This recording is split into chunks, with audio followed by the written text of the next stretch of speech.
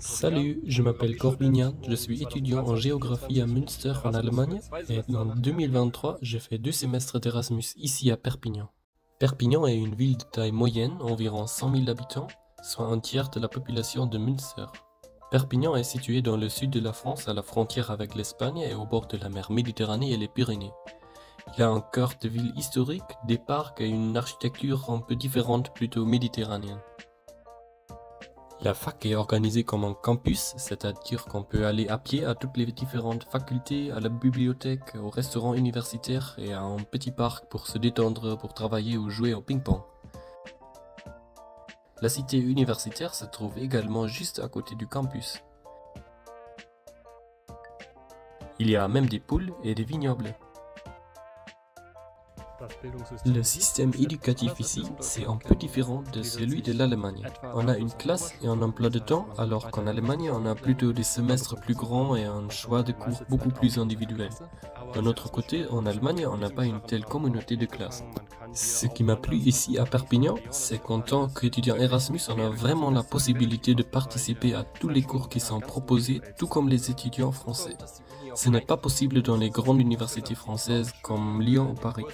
Moi, je l'ai trouvé très facile de s'habituer à la ville, d'y vivre et de s'y faire des amis. Il y a un grand choix d'activités culturelles, touristiques ou sportives proposées par l'UPVD ou le bureau Erasmus. J'ai beaucoup aimé les voies vertes, ce sont des chemins pour les cyclistes et aussi pour les piétons. Elles relient les quartiers des villes et les villages entre eux.